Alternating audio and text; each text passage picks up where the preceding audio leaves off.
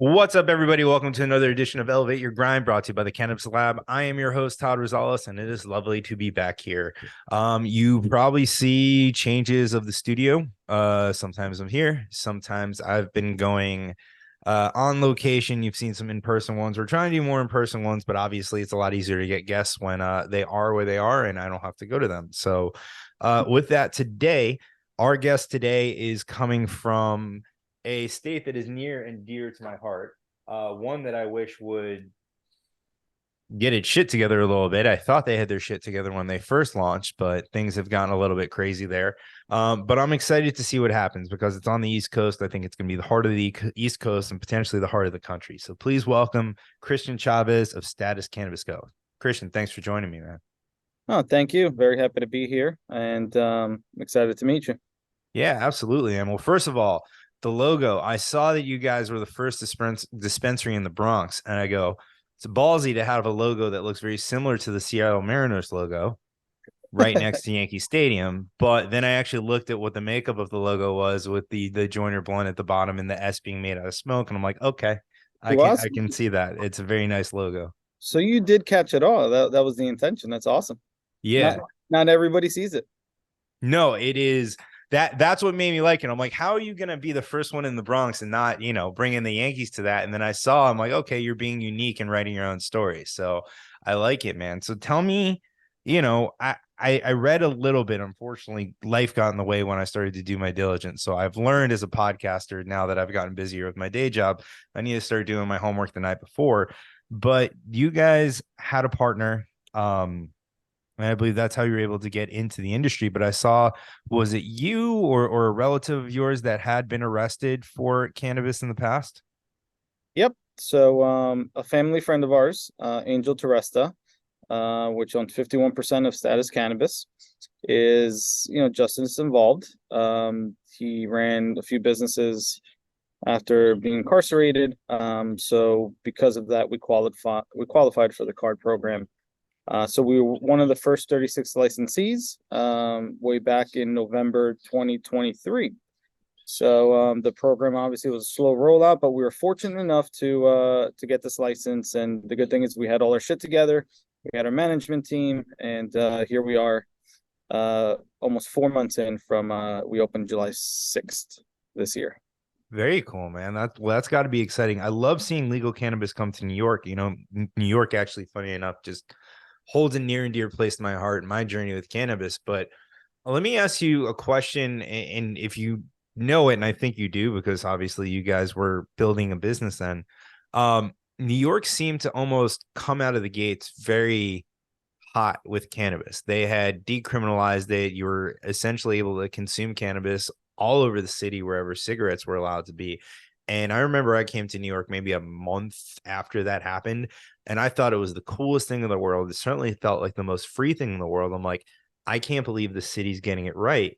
And then all of a sudden, the rollout process of the licenses started to just kind of fall apart. And I know now I believe we're in a point where there's a lot of cultivators and not a whole lot of shops. So do you have any kind of insight as to what happened, or even just some of the challenges you faced in starting your journey in this industry?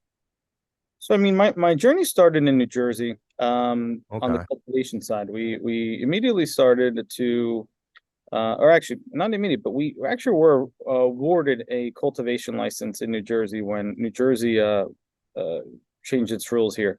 And as we were raising some capital, and of course it was very difficult, um, I decided to go in and apply for this license with my wife and Angel. So when things shifted, we let go of the cultivation. We found this opportunity on the retail side. I mean, I think that New York basically had a great idea. It's very robust, complex. The reason I bring New Jersey into it is that, look, New Jersey has over 1,000 licenses that they've given out, and only X amount of stores open. I think it's, I don't know. I mean, the news changes every day, 60, 70 open in the last like 3 years. So I would say is that New York actually had a very impressive plan. I think the execution side of it, there's a few legal holes that they missed. And because of that, we don't have a mature market, a year and a half later or whatever it is. But I mean, in New Jersey, there was no funding. for social equity. It was just priority, and it really, it all turned into MSOs coming in, and that's basically who was successful here now in New Jersey. Yeah. Now, New York is kind of going in that direction now, unfortunately, because I mean, we were fortunate enough to be one of the only, one of 25 total licenses right now, I think, and one of, I like to play with these numbers all the time, one of 12 in the New York City area. But again, I mean, if this program would have continued on its path, where it benefited the social justice with the fund behind them, because I'm very close to, just because of dealing with them, DASNY and the Social Equity Fund. I mean, their plans are good. They were moving forward. They're executing, especially if you're there and you're, on the other side of things. Us as the operator, the licensee, if you work with them and you provide them with some homework, you did some due diligence, you brought them a property, they're there to support you, and that's why we were one of the first open. But it's unfortunate that, I mean, the beginning of August just teared all of this apart. We really have no idea where this is going to go in the future. We have a lot of friends that have card licensees. It's become a community. It's become a friendship. It's sad to see that what's transpired, because there's good intentions behind everybody involved here. So I think there was just some loopholes, some gaps that were never thought through, and that, I mean, when you're making such a big impact, in a market that in its infancy, I mean, you're going to bump into that, but it's very unfortunate. I hope that things change on this court case, and the rest of the card licensees can actually get operational before these other MSOs and ROs, turn their medicinal into recreational. So I'm hoping for the best. I mean, we have our own parallel path, but really hoping that card program kind of takes has another life. Yeah, yeah. Are you still cultivating in New Jersey, or is all the focus in New York? No, we disclosed it to the OCM, that we had a provisional license at the time. We were looking at properties and everything, but once we were awarded that license, we immediately gave our license in, withdrew from it, and stopped trying to raise capital for it, because one of the restrictions are that you cannot, have a cultivation license in any other state. So we're gonna go deep.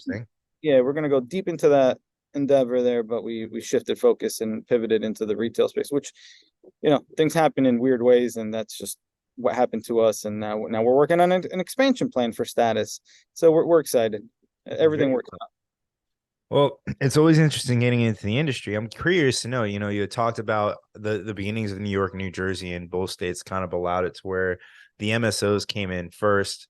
And that's a lot of states, right? The MSOs have big licensing teams. They've got a lot of lawyers. They got a lot of connections. They've got money. They're probably all in collections at some point somewhere. But, you have these companies come in, but in New York, you have a unique problem that you don't have in too many other places. Like, there is a thriving black market in almost every market in the United States.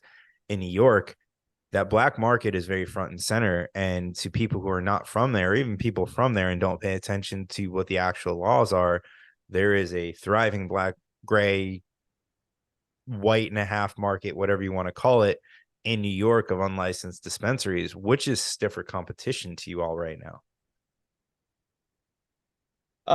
So you're asking me if it is a competition to me?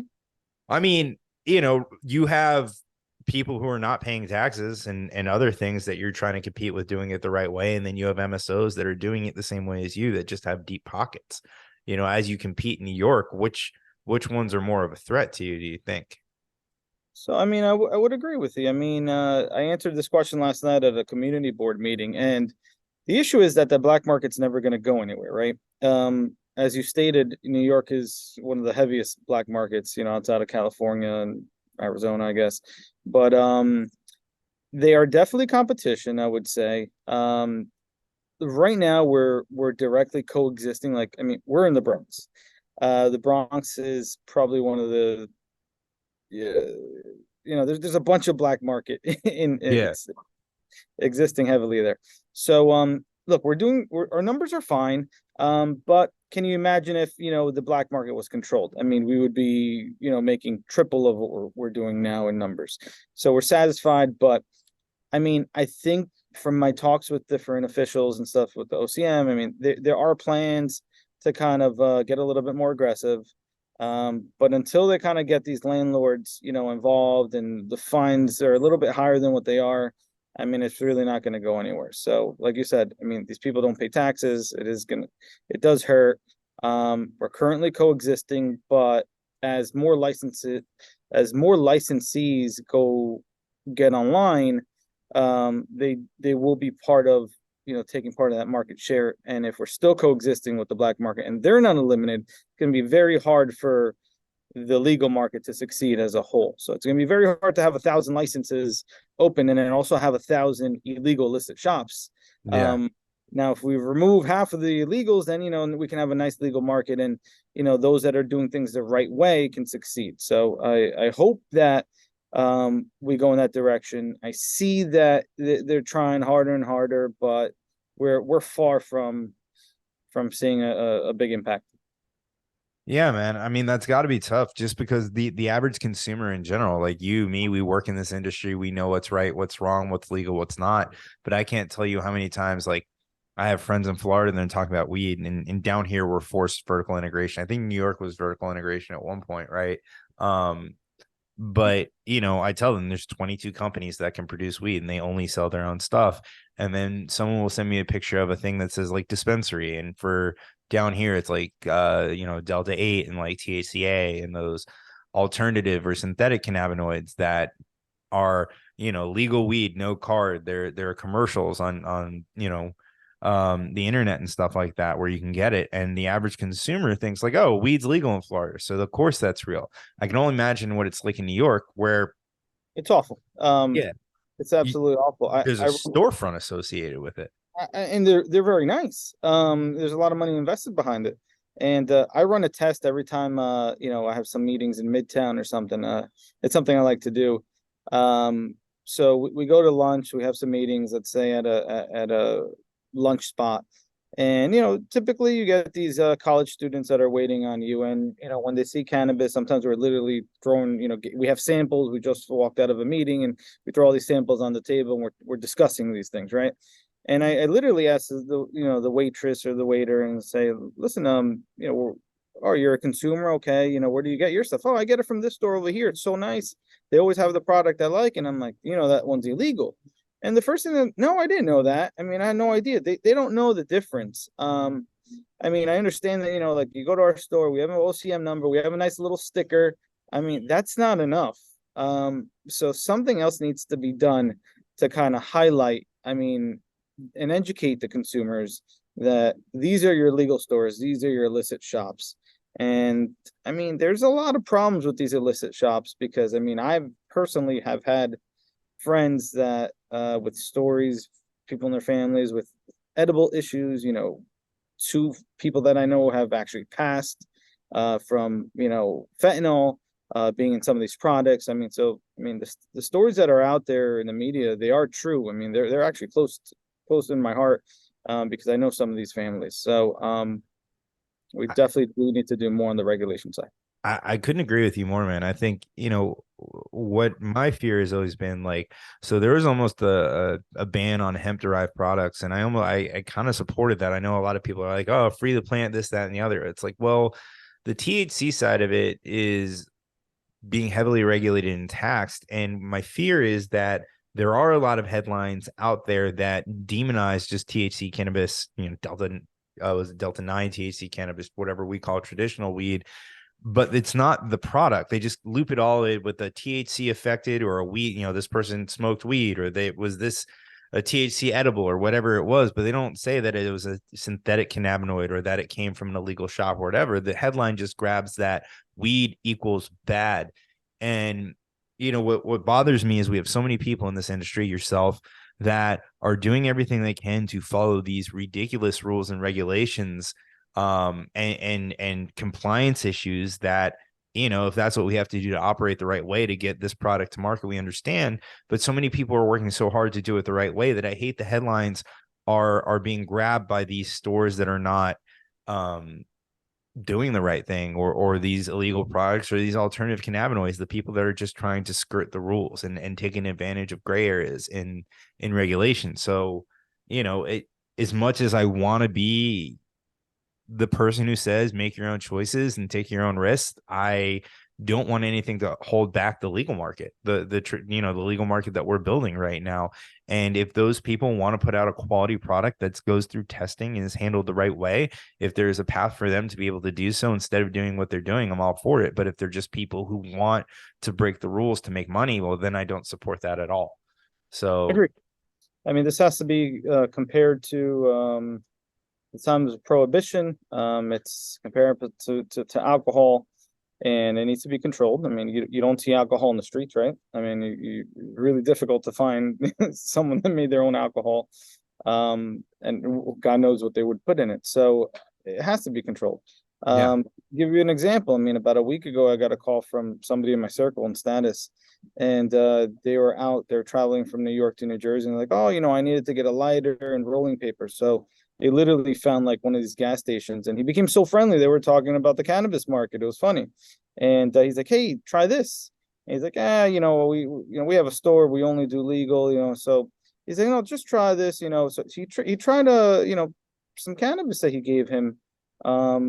Stupid move, but this gentleman has been smoking for 20 years. Everything has been tested. He's from the California market, and yeah, he was throwing up all night. His stomach went bad. I mean, he was sick for 2-3 days, and I mean, you don't know what are in these things and the chemicals in them. So I agree with everything you're saying. It's very dangerous, very, very Mhm. dangerous.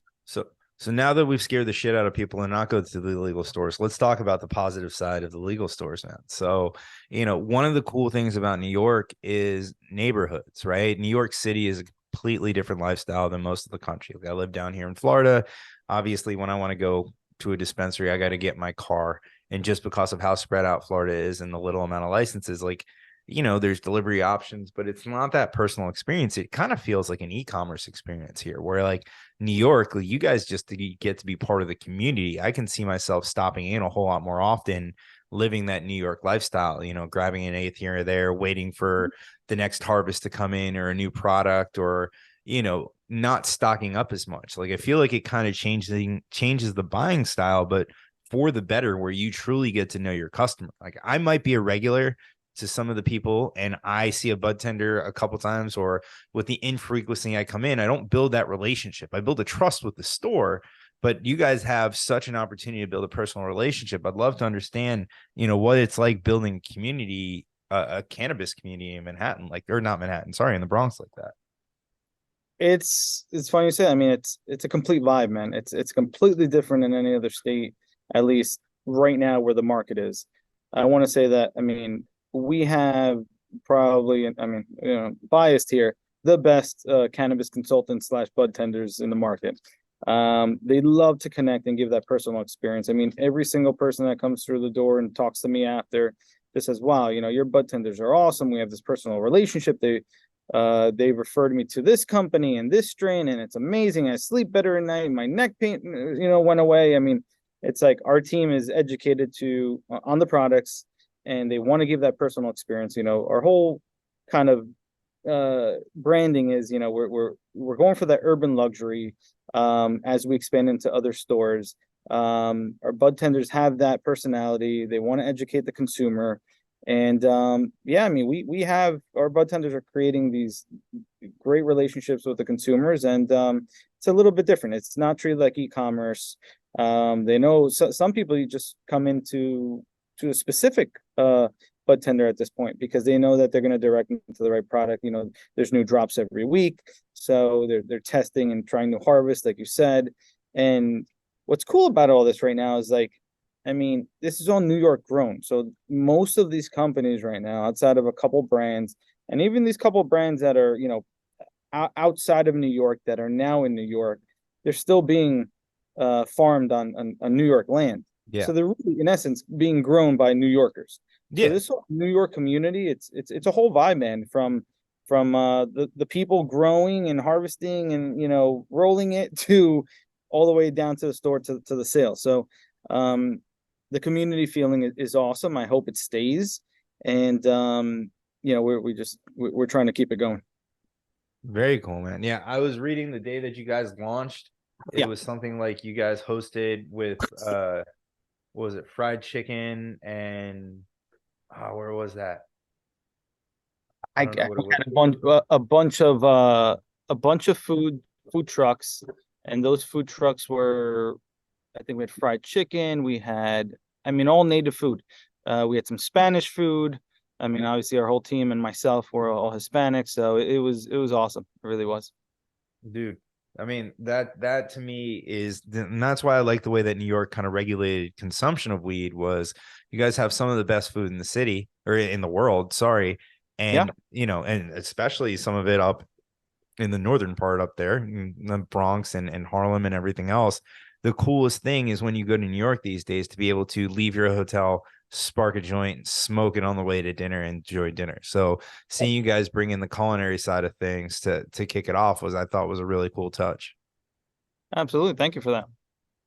So what is the New York cannabis scene like now? Like, from the product set, what do you see moving more so? Are you see people gravitating towards edibles? Is New York a flower heavy market? Are concentrates taking over? I feel like historically, like, and again, I'm very kind of ignorant to this, but I feel like the concentrates were more of a West Coast thing more than an East Coast thing, and East Coast was always more flower, but I could be making that up completely. What are you seeing as far as products and popularity there?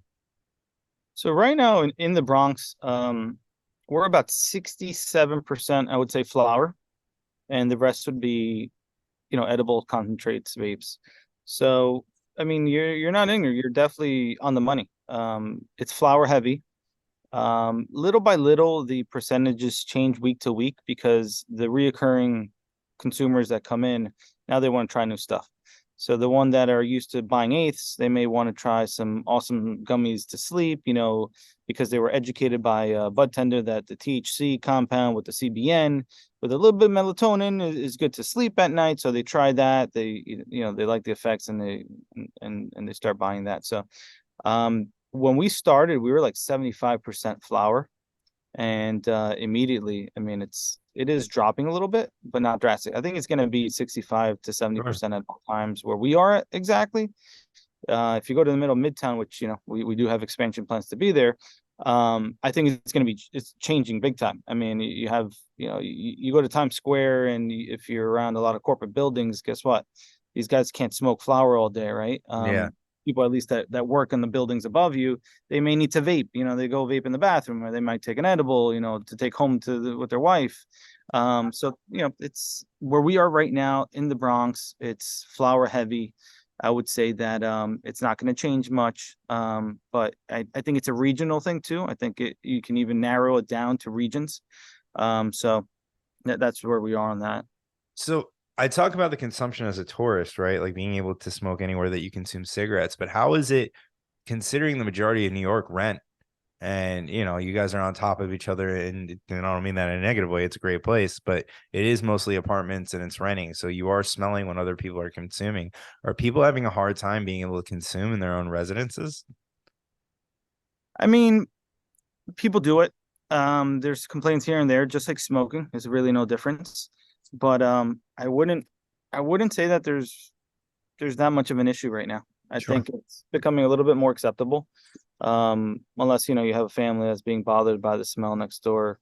But it's going okay. I really don't hear many complaints from our customers. I like to engage. I actually, it's a question I ask. Where do you consume?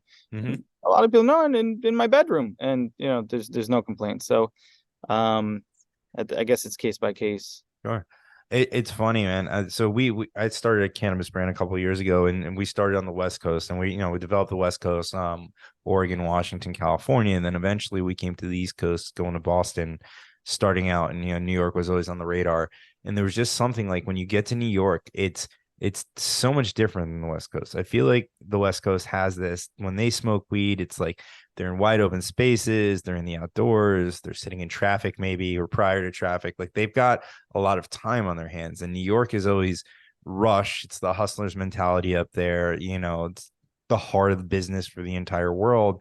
I always felt like, when you smoked weed in New York, it was, let's get that, we're going to smoke this weed, then we're going to get this shit done. And just the strains were different, the hazes and the diesels from New York. Um, just seemed to be what's dominant. New York was kind of a sativa haven. And when I say sativa, I mean whatever the classical interpretation is of that, not the actual scientific. Do you see that difference in vibe, or are people still going for what's popular just in general, like the dessert strains and the gelatos and the cakes and the cookies and that stuff?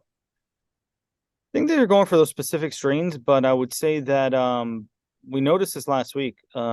We had a nice balance of sativa, indica, and all of a sudden sativa was flying off the shelves, and we had to quickly re-up on every brand that we had with sativa. So How, I think you're right. I think that sativa is still dominant in the industry. It's funny because I personally, I guess because I work all around the clock, and when I want to take a hit, I want to relax. But yeah, it's sativa dominant. We're doing really well with sativa. We definitely still sell a lot of indica, but sativa I would say is, if I had to put into percentages, I mean 60-40, sure. 65-35 probably. How do you guys go about curating the menu? I mean, is there enough? I mean, I imagine there's enough supply out there to really kind of have your choice. Plenty of supply now. I mean, when things first opened up, it was rough. There was a lot. I mean, this was before our opening, so kind of fortunate that we didn't open too early and too late, that, because of the injunction. But we were afraid of opening up our doors, or planning to open up our doors July 6th, because I would say that early summer, or actually before that, in the spring, about around May, things were not really ready. I mean, we have a really, like, I'm not that cannabis connoisseur uh, to be able to tell you what is the best product out there. This one's Hmm. perfect, that one. But I have an incredible procurement team, from our management staff to our inventory manager. I mean, they all know what, I mean, they're come from the legacy side as well. I mean, this is what they do for years. And they're just great at picking products. They really are. So we're really rocking with like the best of the best right now. And we make sure, I mean, we test everything. We give samples to all of our bud tenders, so it's a huge perk to work with us. And we take their advice too. I mean, they're New Yorkers as well. They know what's good. They've been smoking for a long time. And we take all the recommendations, and we work with the best of the best, and we make sure, hey, I mean, if we open up one jar and there's a little bit of mold in it, we will never carry that company. Yeah. Most of the farms that we work with, we have personally visited. When I say personally, it's more my procurement team. They're out there all the time, meeting the farm, seeing how they harvest. I mean, going with one of our friends that was, a huge cultivator in New Jersey, that we're going to partner with, that I was mentioning to you. Hmm. So, we got a lot of professionals around us that could tell us, what's good and what's not. So we Great. really thrive in getting a very good selection of products, and there's plenty out there to pick from. What'd you do before you got into this industry? Commercial real estate for many, many years. And then from that, I started doing cannabis. I kind of like reversed. I've been around cannabis my whole life. A lot of my friends were legacy side. I mean, I had real estate partners that would, be doing legacy while I was building or Yeah. working things. And it's like, it was great because some of the partners and people that I kind of grew up with and, built other businesses with, were all really into cannabis. And, it really helped us expand and get to where we are now. But yeah, that's what well, the way I got into it was through commercial real estate in New Jersey. I was doing it for cannabis. So once things got legal, I was dealing with different municipalities and with the land and getting things approved. And with the idea, eventually we would get into cultivation, but I was focused on, cannabis real estate. So that's how I got into it, kind of like the opposite direction. Right, dude. I mean, it's funny to me. Most of the people that I interview, like even guys from the legacy side, OG cultivators, they come from either commercial real estate or contracting, you Nice. know, like construction. And it just seems like those, before it was legal, those were kind of the skills that you needed. You needed to know where you could get away with cultivating in the zoning laws and what you can hide it as a business there. And then on the other end of it, you needed to kind of be a construction slash engineer person because you had to engineer shit that didn't exist to make it fit your grow. So it's Yeah, interesting to see that the skills are very transferable, it seems. I think so. I agree. I think that if we didn't have the real estate background and resources, we probably wouldn't be able to, bring multiple locations to Dasney. So that helped us big time. Sure. And what's ironic is it's funny because I used to do a lot of, meetings when we would go to properties and, investors come, banks, it's a hustle, right? Everything's a hustle. You got, in order to buy a property, fix it up and sell it, where do you start from? Well, you got to go look at the property. You got to have the bank come out, appraisal. You got to meet some of these private lenders. So that was a hustle that we were in. And it's funny because my partners, a lot of them, like they would only operate, they were cannabis connoisseurs. And at that time, I would try to be more professional, walk in, hey, don't smoke before this meeting. It's a bad look. What are they going to think of you? Mm-hmm. And now it's like all my partners are smoking a joint right before a humongous meeting. And it's like, this is how it is. This is the business. And so Yeah. it's so ironic and so cool. And I mean, it's accepted and the acceptance is growing. So, and we're in New York. I mean, it can't be any cooler. I feel like there's a lot more authenticity in this Yeah, industry than most others. there is for sure. So, Christian, so what's the future of the business now? You said you've got plans to expand. You're in the Bronx. What's the future status? Future status right now is we are trying to capitalize and running a parallel path to this November 17th deadline. I'm sorry if you're getting some glare in the back. You're good. You look very angelic there for a second. Yeah, I know. It's shining down on me. So November 17th, obviously the applications are in. So we're going to, we have a couple parcels of real estate locked in and ready to go. I would say they're very, prime locations and trying to expand Statis into a homegrown, strong urban luxury brand that you can find in multiple locations across New York. So we're going for as many as OCM allows us to go for. So our consulting and legal team are kind of moving forward with all these applications with our internal team. So we have many, many locations that we're putting in, and hopefully we get a few or whatever we're allowed to get at this point. But all I have to say is that can't really share the locations, but they're prime real estate, fun places to be, tourist, non-tourism. But we're really excited what Statis has to bring to New York, and our team is expanding. Just brought in an incredible marketing manager. We have an incredible management team, starting from the top. Our general manager, operations manager, has 15 years experience, has been running 10 plus stores. So we're excited. We really are, because we have that kind of hometown, very authentic with, cannabis business knowledge and experience. It's not just one of the other. You have a lot of companies out there that will just have one or the other. They're from New York and their legacy, but they don't have any other management experience, outside of it. So we try to make sure that we keep it homegrown, but we have that, we have those professionals around us that we can really succeed with. Because, it's very easy to fail in cannabis. People think like open up a store and that's, you hit the jackpot. It doesn't work that way. And you know that. So we don't want to make the same mistakes that other MSOs or any other company, can make. It's very easy to make. So I try to kill that stereotype that we're all printing money right now. So yeah, absolutely. We are printing money. The government's just taking a lot of it. More of it, yeah. Yeah, man. The last thing we'll leave with, what do you and your wife still work together every day in the business? We do. This is all What's I do. that like in the world of weed, working with your wife every day?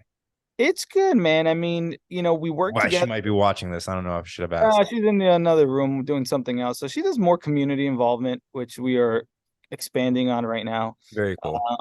I do, I'm the CEO of the company. I do pretty much, roll up my sleeves and do a lot of the dirty work outside of what our management team does. So currently for like the last 30 days, 45 days, it's purely expansion, legal, consulting, real estate. But it's good, man. I really, really enjoy it. She's also a teacher, currently on a leave of absence, because she's fully invested into the business. So we're fully invested into this business.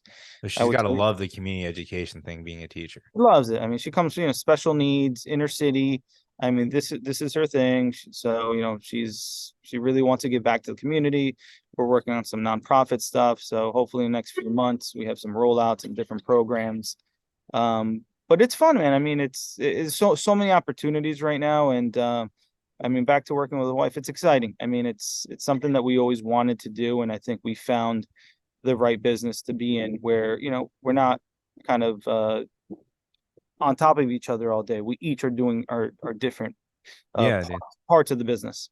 That's cool. That's got to be fun, man. I'm happy for you guys. I love seeing the New York industry progress. Like I'm so excited to go up there and see, I can't wait till all the illegal stores are just legal stores and you have that competition variety. I think New York is a nexus of culture for so many things. And why can't it be culture? Why can't it be the cannabis culture? You have the Cali version of it and we have the East Coast. There's always been an East Coast versus West Coast in good and bad ways, but why can't we see what the East Coast can do with cannabis too? And I think I'm very excited for that. I agree. I agree. So Let's see what the future holds. We're all working hard towards it. So very cool, man. Well, I appreciate you coming and talking to me. Before I let you go, let's get the advertisements out there, websites, locations, all that good stuff, social media. absolutely. So you can find us at 817 East Tremont in the Bronx. We have a delivery service, so you don't really have to come visit us if you don't want to. If you want the Florida e-commerce experience. Quick question. What is Yeah. delivery like in New York? Like, are you able to deliver on like bikes and scooters and stuff, or do you have to use a car? We can. We are currently delivering out of vans. We do have a few scooters that we're implementing now for local deliveries. So that's pretty cool, man. You'll So it never just ended up right back to where it was to begin with. The guy with the backpack coming to me on a bike or a scooter, racing the pizza guy. The thing is, our guys, you don't know if they're delivering pizza or weed, so it's fun. That's awesome. That's So, awesome. Sorry. Go on. now, statiscannabis.com. Remember, is STATIS, not US. So you can log in there. You can order online for pickup or delivery. And you can sign up also for new updates. Again, we have a huge expansion plan, a lot of, community involvement in the works right now being planned out by ownership and management. So a lot of fun stuff. Follow us on social media, Statis Cannabis. And yeah, man, it's been a pleasure. It was great seeing you. And hey, when you're in New York, please stop by. Let me know. Would love to show you the store. Sure. How far are you from 161st and River? Oh my goodness. Like a mile. There we go. Yep. When are you Perfect. going? I don't know. Soon. I need to get up there. Christian, thank you so much for joining me. And thank you to everybody at home. It's been another episode of Elevate Your Grind. We're going to be doing these once a week, folks. Twice a week was a lot of work. So we're going to see you once a week. We'll be at MJ BizCon. We'll see you guys next time.